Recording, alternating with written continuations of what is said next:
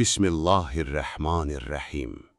Əziz izləyicilər, bəzən həyat bizi elə bir nöqtəyə gətirib çıxarır ki, əlimizdən heç nə gəlmir.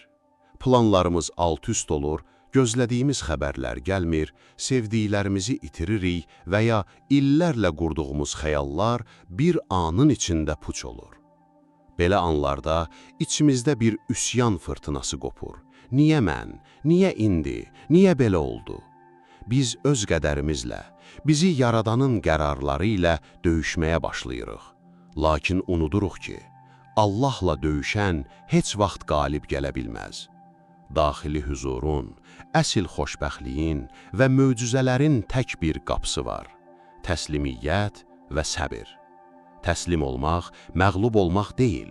Təslim olmaq, sükanın sizdən daha müdrik, daha mərhəmətli və hər şeyi görən Rəbbinizin əlində olduğunu qəbul etməkdir. Bugün aləmlərə rəhmət olan Peyğəmbərimizin sallallahu aleyhi və alihi və səlləm və hikmət dəryası İmam Əlinin aleyhisselamın kəlamları ilə səbrin o gizli sirlərinə səyahət edəcəyik. Təslim olanda nə baş verir?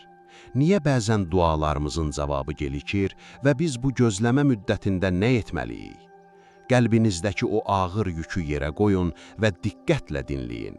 Çünki bugün Rəbbiniz sizə səbr edin, mən sizinləyəm deyir. Təslimiyyətin nə olduğunu anlamaq üçün tarixin ən böyük imtahanına nəzər salmalıyıq. İbrahim Peyğəmbər illərlə övlad həsrəti çəkdikdən sonra ahil yaşında İsmail adlı bir oğla qovuşur. Lakin Allah onu ən sevdiyi şeylə, övladı ilə imtihan edir. Bir yuxu vasitəsilə ona oğlunu qurban kəsmək əmr olunur. İbrahim Peyğəmbər daxili bir sarsıntı yaşasa da Allaha üsyan etmir. O vəziyyəti oğluna danışanda, o gənc oğlanın verdiyi cavab əsl təslimiyyət dərsi olaraq Qur'ana həkk olunur.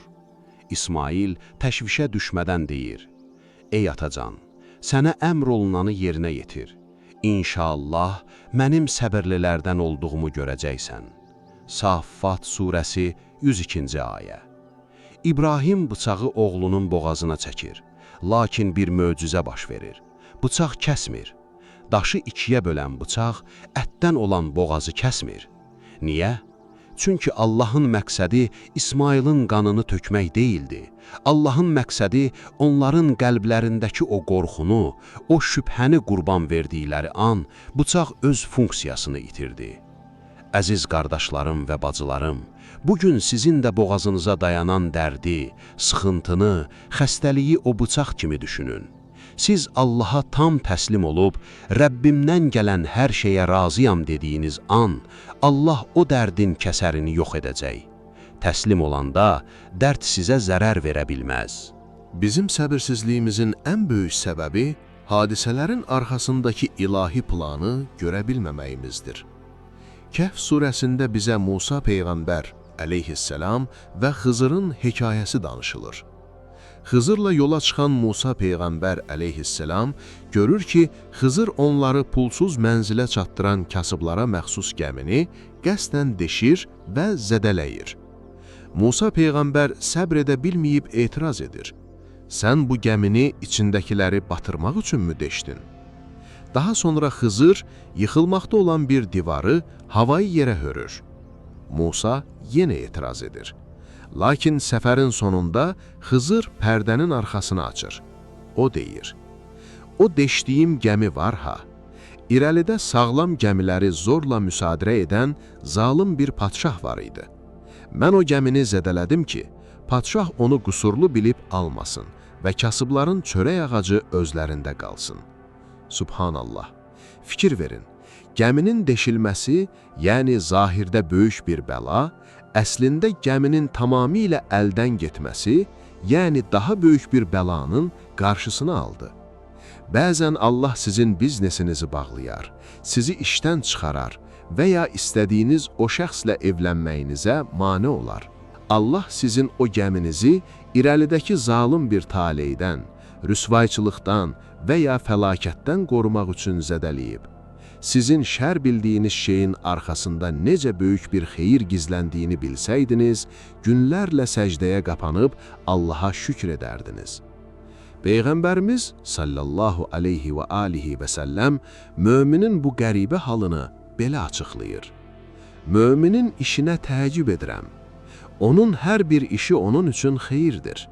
Əgər ona bir sevincli hal üz verərsə, şükür edər. Bu onun üçün xeyir olar.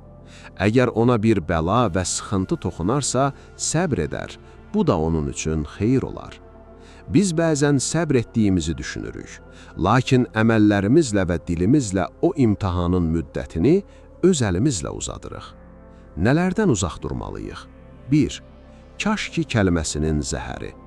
Başınıza bir hadisə gələndə, kaş ki o yolla getməzdim, kaş ki ona o sözü deməzdim demək, səbrin və təslimiyyətin ən böyük düşmanıdır.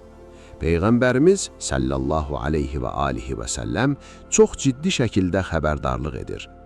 Başınıza bir iş gələndə, əgər belə etsəydim belə olardı deməyin. Allahın qədəridir. O nə istədisə, onu da etdi deyin. Çünki əgər kaş ki kəlməsi şeytanın əməlinə, yəni vəsvəsəsinə qapı açar. Keçmişi dəyişdirə bilməzsiniz. Kaş ki demək qədərə üsyandır. Təslim olun və gələcəyə baxın. 2. Səbrin yalnız ilk anda olması. Çox adam bəla gələndə fəryad qoparar. Ağlayıb sızlayar, günlər keçəndən sonra nə edək, səbr etməliyik deyər. Bu həqiqi səbr deyil, bu məcburiyyətdir. İmam Əli əleyhissalam səbrin həqiqi mahiyyətini belə bəyan edir. İmana səbr bədənə baş kimidir. Başı kəsilən bədən məhv olduğu kimi, səbri olmayan iman da məhv olar. Həqiqi səbr isə bəlanın sizə çırpıldığı ilk andakı səbirdir. Xəbəri alan kimi Allahdandır deyə bilirsinizsə, mələklər sizi alqışlayar. Bəs daxili tufanları necə sakitləşdirək? Səbrimizi necə artıraq? Quran-ı Kərim bizə səbrin ən gözəl duasını öyrədir. Təslimiyyət zikri, istirca. Bir müsəlman çətinliklə üzləşəndə dərhal bu ayəni oxumalıdır. İnna lillahi və inna ileyhi raciun. Bəqərə surəsi 156-cı ayə. Biz Allaha məxsusu və şübhəsiz ki ona da qaydacağıq. Bu zikir insanın qəlbinə elə bir sərinlik gətirir ki, siz özünüzə deyirsiniz: mənim canım, malım, övladım onsuz da mənim deyildi ki, o Allahın əmanəti idi. Sahibin nə vaxt istəsə, necə istəsə geri alar. Ya səbur, ey səbirli olan Allah! Əgər içinizdəki acıya dözə bilmirsinizsə, əgər gözləmək sizi yorursa, ürəyinizin üzərinə əlinizi qoyun və hər gün 100 dəfə ya səbur deyin. Allahın bu gözəl adı sizin ruhunuza elə bir sükunət və dözüm verəcək ki, siz öz gücünüzə özünüz də heyrət edəcəksiniz. Səbr etmək passivcəsinə oturub gözləmək deyil. Səbr etmək gözləyərkən necə davrandığınızdır. Gözləyərkən dua etməkdir, gözləyərkən şükr etməkdir. İslami Şəfa kanalının dəyərli və əziz izləyiciləri, təslimiyyətin hüzuruna və səbrin bərəkətinə həsr etdiyimiz bu mənəvi dərsimizin sonuna gəldik. Bizimlə bu yolda sona qədər qaldığınız üçün ürəkdən təşəkkür edirəm. İnanıram ki, Rəhman olan Allah bu mübarək kəlamların hörmətinə qəlbinizdəki o amansız fırtınanı dindirdi və sizə gözəl bir səbr, səbri cəmil bəxş etdi.